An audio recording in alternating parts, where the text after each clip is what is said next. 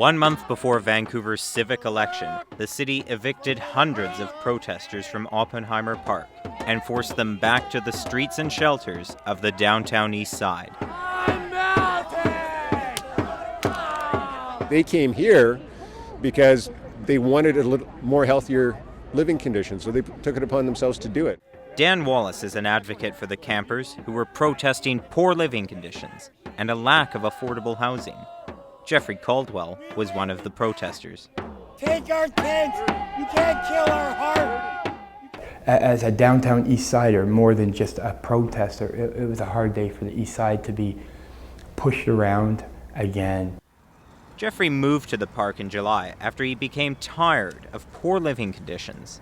He's been in the downtown East Side for 20 years and has moved between shelters and single-room occupancy hotels, or SROs. Because I was a drug dealer, I couldn't register a place in my own name. So I would just stay 2 weeks here, 3 weeks there. You know, that's been my pattern.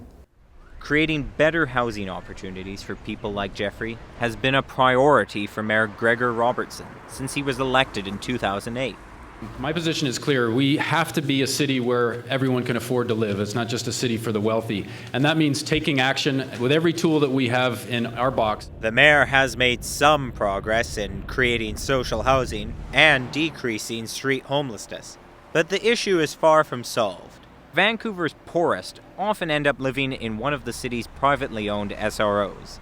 The hotels are old and often not well maintained. For me, an SRO is it's not even an option. I don't want to go to an SRO. I'm not safe. My stuff's not safe. There's no sleeping.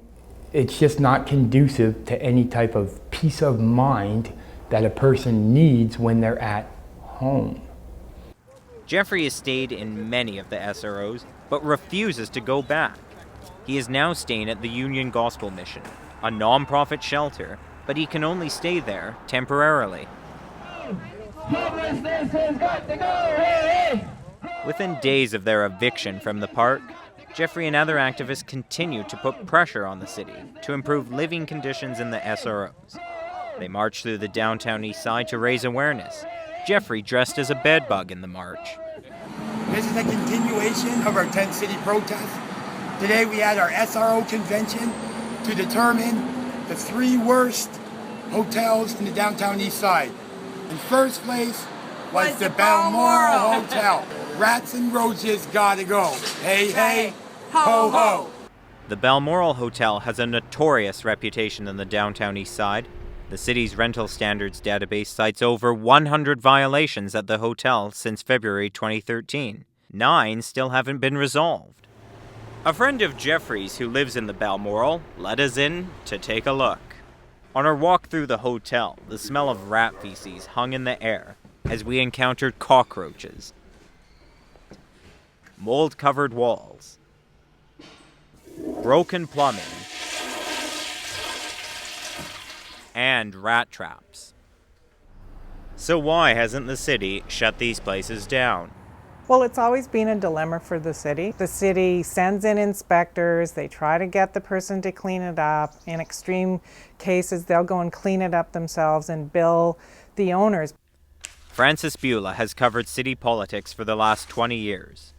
She says, while the city is aware of these problems, it won't shut the SROs down anytime soon.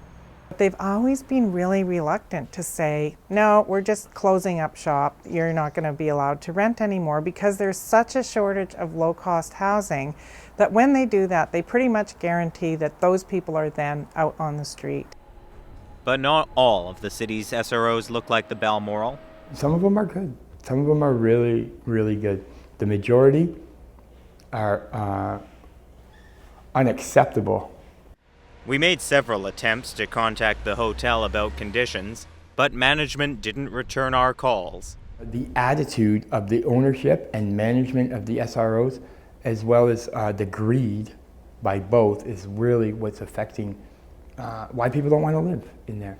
You know, for $450, I get a room smaller than this with a sink and a window if I'm lucky. Many of those living in SROs are collecting the base welfare rate of $610 a month. This makes up most of their rent payment. The city does have rules in place to ensure an adequate standard of living is maintained. The Standards of Maintenance bylaw, enacted in 1981. But critics say it's not often enforced. The mayor disagrees. Well, the city does enforce the standards of maintenance bylaw. We have inspectors in buildings on a regular basis. We'll continue to take direct action in the buildings that it's warranted. Beulah suggests improving the living conditions in the city's SROs is difficult, and that the issue won't go away anytime soon. I would say that people who live in hotels and rooming houses, they don't always know everything that's going on there. I mean, obviously there's still a problem.